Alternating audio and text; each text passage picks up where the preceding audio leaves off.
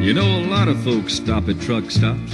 They just naturally think they should, 'cause they figure any place a truck driver eats, the food's just got to be good. So they go in there amongst all them truck drivers, sitting around talking low. They're talking about women and stuff like that, and how fast them trucks will go.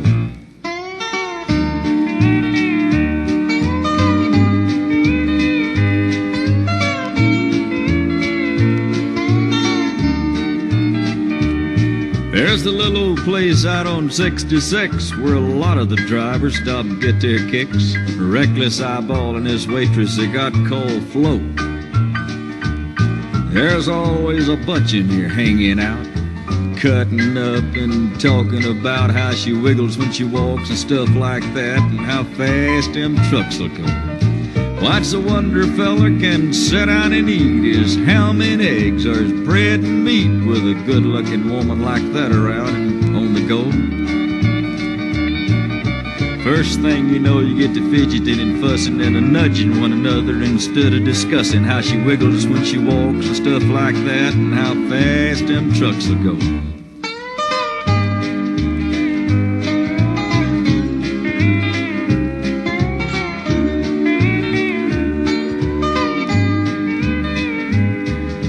Flo, she just takes it all in stride and swells all up with her woman pride. She's tickled plumb pink you come in to see the show. She throws a little old extra wiggle in that walk, and you just sit there and grin and talk about homemade loving and stuff like that, and how fast them trucks will go. I can't explain how it makes you feel, but you tip her $5 on a $2 meal. Get yourself together and start heading out kind of slow. While you're pushing that diesel on down the line, you get to thinking about your woman you left behind, and how she wiggles when she walks and stuff like that, and how fast them trucks will go.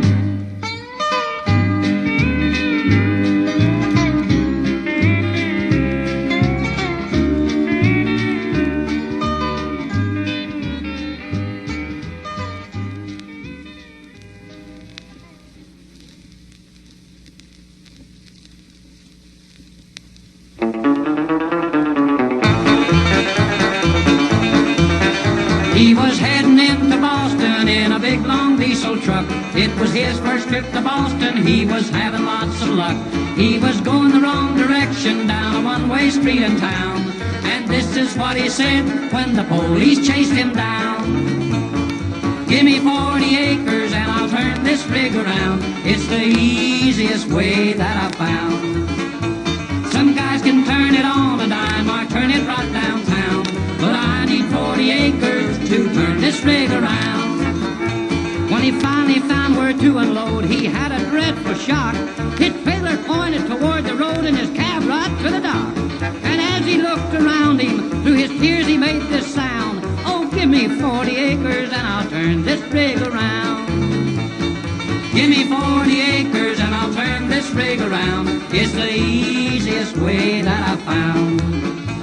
Some guys can turn it on a dime or turn it right downtown, but I need 40 acres to turn this rig around.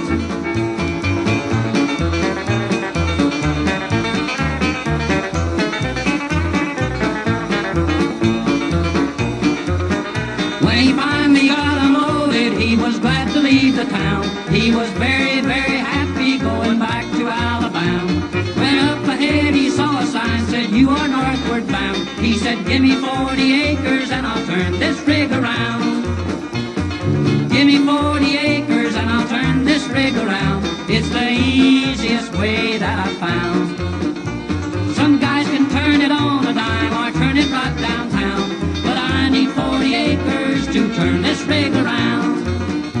He was driving down the right lane when ahead he saw a sign, and he had to make a left turn, but he could not get in line.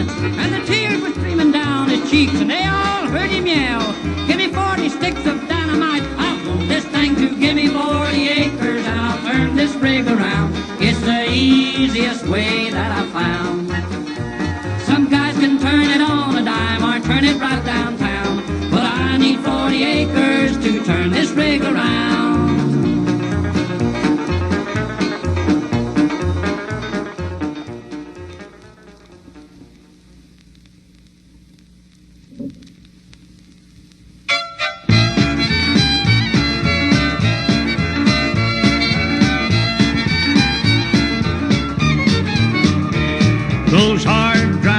truckers here jamming day and night have got a real tough job to stand up to. Eyeballing down a highway in a big long diesel rig is not a job just anyone can do. But there's a lot of credit due to a fine group of girls. They're the truckers' wives who wait for their men when they kiss them goodbye and watch the taillights fade. It's a lonely wait until they're home again. He may be gone 3 days or maybe 2 weeks, and everything is left in her care, like paying bills and cutting grass and fixing kids their meals. She's the woman behind the man behind the wheel.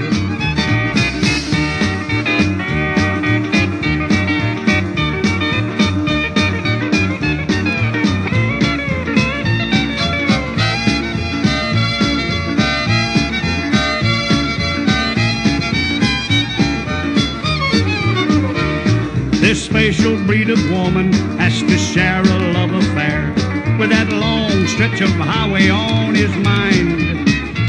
But she knows that he loves her more than anything. She's a trucker's wife, and that's the greatest kind. And as he sips his coffee, you can bet she's on his mind.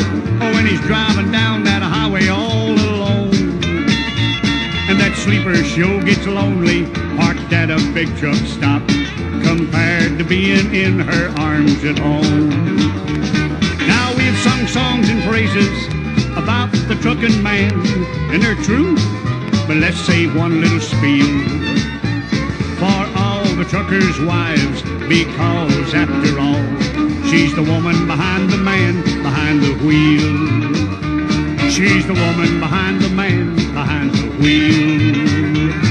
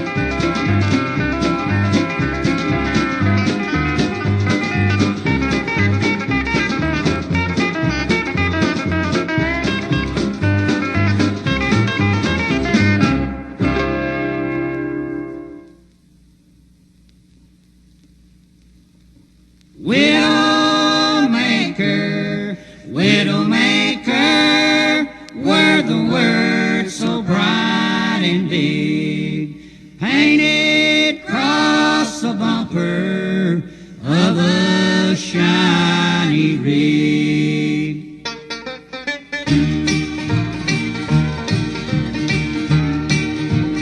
Billy Mack kissed Wanda and then climbed into his rig. Said he'd be back a Tuesday night, let's plan on something big. That big red diesel roared to life, and Bill was L.A. bound. The wheels were humming one to 10 as he rolled out of town. 2,000 RPMs were showing on the tap, but no one knew this was the last long ride for Billy Mack. Widowmaker, only Bill could understand, was going to make a widow out of pretty Wonderland.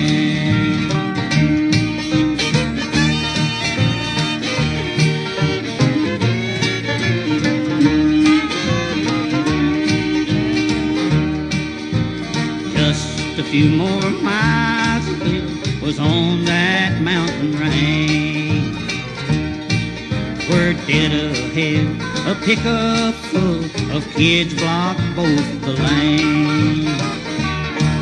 Bill hit the air, then he felt his trailer slide and sway, and the pickup driver made no move to help him clear the way.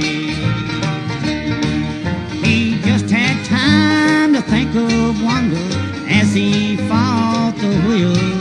Then Billy Mack was buried under 20 tons of steel. One life for 10 has always been a diesel driver's code.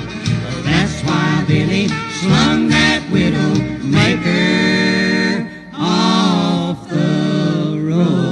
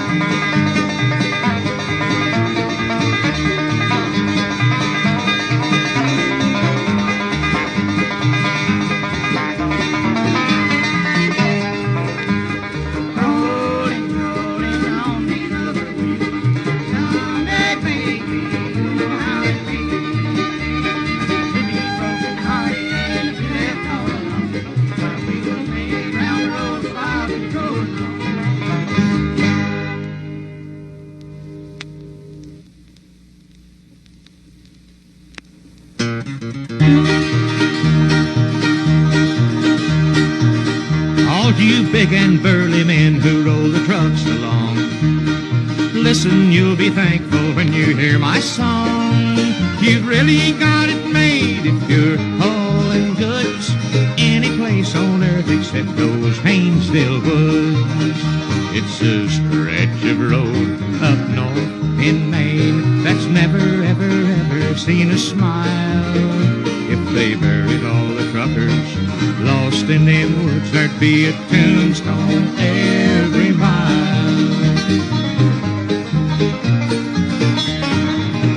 When you're loaded with potatoes and you're driving down, you've got to drive that road to get to Boston town. When it's winter up in Maine, better think it over twice. That Haynesville road is just a rip on the vine. It's a stretch of road up north in Maine that's never, ever, ever seen a smile. When they buried all the truckers lost in them woods, there'd be a tombstone every mile.